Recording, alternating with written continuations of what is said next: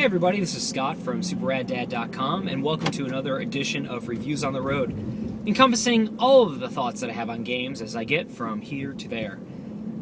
Today we're talking about Risk Legacy. Now, I had the great fortune of being sent a review copy by Hasbro of Risk Legacy before Christmas, but I had the great unfortune of not being able to actually play it until after Christmas.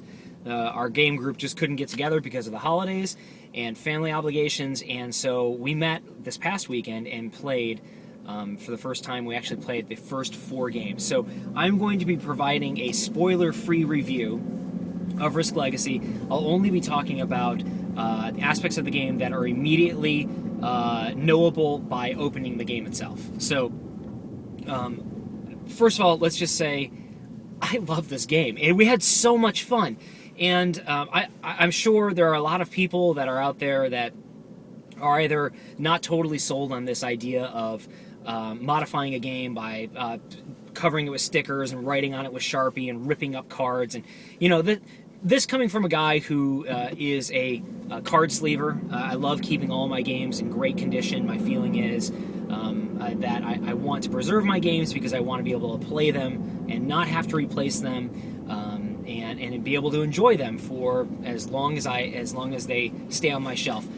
Risk Legacy is the antithesis of that, and I love it. I embrace it. I embrace the idea of ripping up cards and writing all over and making the game your own. It's a great idea. It's something new and fresh and unexpected that it came from Hasbro. It's wonderful. As you probably know, it's for up to 5 people. One of the misconceptions that I had was that it had to be 5 people, the same 5 people. And it doesn't, but I will say that it definitely makes more sense to play it with the same 5 people. Or at the very least, have people organize in teams. And the reason why I say that is because when a player wins in Risk Legacy, you will receive a bonus. That bonus can be naming a continent for an additional bonus when you control that continent. It could be founding a major city, which allows only you to begin the game in that city. And so if you have player A winning game 1 and player A never plays again, or player A only plays a second game or a third game, well then that player isn't really reaping the benefits of having won a prior game. And it basically just becomes not as important or not as effective of conveying the idea of a game that excuse me, constantly evolves over time, that the choices that you make in one game and the benefits that you reap in one game are carried through to game 15. In our situation, we have one guy who won one of the games, and he's not a regular in our game group, but he does play as often as he can. We think what we'll probably do is make that seat, for example, a revolving seat, a rotating seat, and that any of the win conditions that were achieved by him will be carried on by somebody else who's filling in his place. Something to consider when you're organizing your group to play this game. Another one of the misconceptions that I had of the game, but I was really pleasantly surprised that it was not the case, was that I thought the same people play the same factions for the course of a 15-game campaign until the board is fully evolved. And that is not the case. I started the game off with the mech army, and I thought, well, I'm going to play the mech army for the rest of the game, for 15 games. But that's not the case. What happens is the start player, which is determined by the highest roller at the beginning of each game, gets to choose which faction they want to play. So one of the first decisions that you'll make in the first game is picking a faction card and then taking a look at a faction power for that, a choice of 2 faction powers for that faction, deciding which one you want to use and ripping up the other one. Now that faction has that power, that specific power, individualized for that faction for every game that will ever be played on this board. And I picked a power that I thought was pretty advantageous to me, and one of my friends saw me using that power, and in one of the later games, he rolled the starting player and he took that faction away from me. So now he got the benefit of that power, and you'll really see the strategy of picking a faction come into play as you progress through the game, because each faction board has several slots for more stickers. Now, I don't know what those stickers are going to be, but there are several of them. So you can definitely see that as some factions get more specific powers, that they'll become more desirable to play with in a game than other factions will be. And I have to give a lot of credit to Hasbro and Rob Devo, who designed the game, in designing a phenomenal rulebook. When you set off to basically invent an entire new genre of board game, and one that involves changing rules, new rules, replaced rules, and you really need to have a solid understanding of the rules when playing for the first time. And again, credit given to Hasbro and Rob. They put together a rulebook that was very clear, very concise, so that all 5 of us knew, starting out this game, what the win conditions were, how you played the game, when you revealed new powers or when you revealed new aspects of the game. We felt very comfortable playing through the game. Now, part of it is because the rules are not very different than traditional Risk. You have 3 attack dice, you have 2 defense dice, you're attempting to conquer nations, and at least with regard to the early games, the win condition is not global domination, but a goal of achieving 4 red stars. And the first person to achieve 4 red stars ends the game is completed. And everybody starts out the first game with 2 red stars. They start out with a red star token, and they start out with headquarters, and the headquarters doubles as a red star. So the goal of the first game, and the first couple of games, is just, for the most part, capturing 2 additional headquarters. Our first game probably lasted 20 minutes. I actually made only 1 move in that game. I was set up to strike out on my second turn, but before I got the opportunity to, another friend of mine had made his first move, and through a series of well-placed maneuvers and Risk-like lucky die rolls, he stomped through North America, captured 2 headquarters, and the game was over.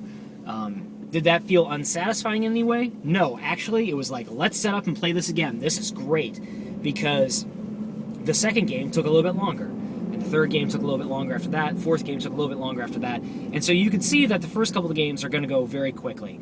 That really sort of call out and demand aggressive strategy. But I can definitely see that the 20-25 minute games will start to lengthen. We'll probably see a more traditional 2-hour type of game that you see when playing the revised rules of Risk. Presentation of this game, phenomenal. Just delightful to open up the game and be greeted with a board that on the undersign has a place for everybody to sign that basically says, we, the undersigned, acknowledge that whatever happens in this game is by our own hand, or something to that effect. And that has no bearing on the game whatsoever. It's just cool that the Hasbro is very boldly saying, look, this is not Risk. This is not traditional Risk. This is not the Risk that you grew up with. This isn't even the revised rules of Risk.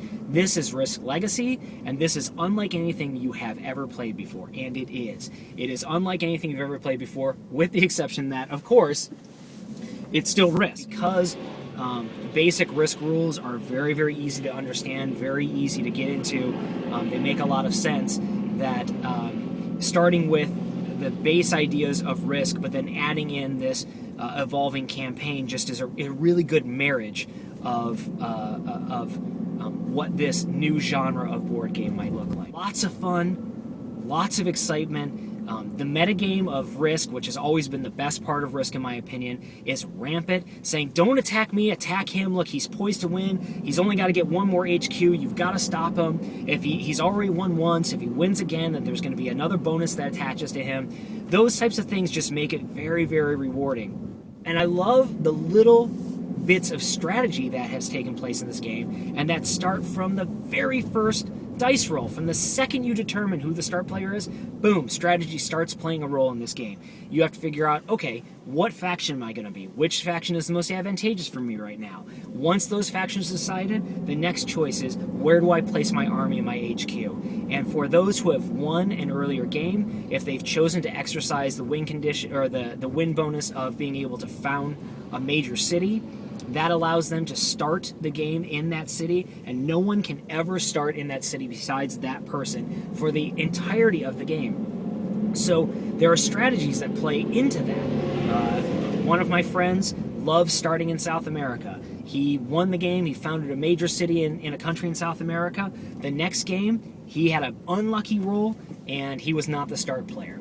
Now, the rules say that one headquarters cannot be placed adjacent to another headquarters. So what did I do? I placed my headquarters right next to his major city, which meant he could not start in that major city. And it changed his entire strategy about how he was going to play that game. It's those little things that make it exciting, that really make it feel like there's a weight there, that there's a weight that carries from one game to the other, because new things are going to come up, but old decisions will come back to haunt you. Understand, though, that if you're going into it, it's still risk. And inherent in that is a lot of luck. And you're going to be rolling dice, and, dice, you're going to be at the will of the dice. And there are some aspects that will allow you to modify some dice rolls, some player powers that may tweak dice rolls here and there, but ultimately, combat is luck-based. But I gotta believe that the changing conditions of the board, the strategic decisions that you make about when you help or hinder certain areas of the board, where you're starting out, where you're maneuvering to, and the choices that you make within the game, I think will far supersede the frustration that you feel with bad dice rolls. And again, for the first couple of games, they move so quickly, who cares? Because you're just moving on, you feel this momentum, you feel the excitement of playing game after game, and you feel sort of like this bond building between your game group of, we're going through this whole thing and we can't wait to see where it ends up. Thank you very much to Hasbro for sending me a review copy of this. I think it's very easy for those of us who get review copies sent to us for free to say, go out and spend $60 on this.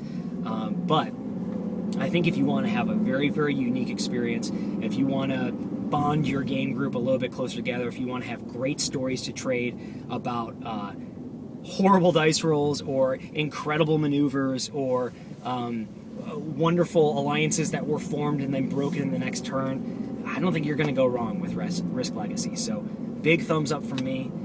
I can't wait to see how the next 11 games play out for our group. So thanks a lot for watching. For Reviews on the Road, I'm Scott. Please feel free to hit me up at either superraddad.com or on BoardGameGeek. Thanks very much.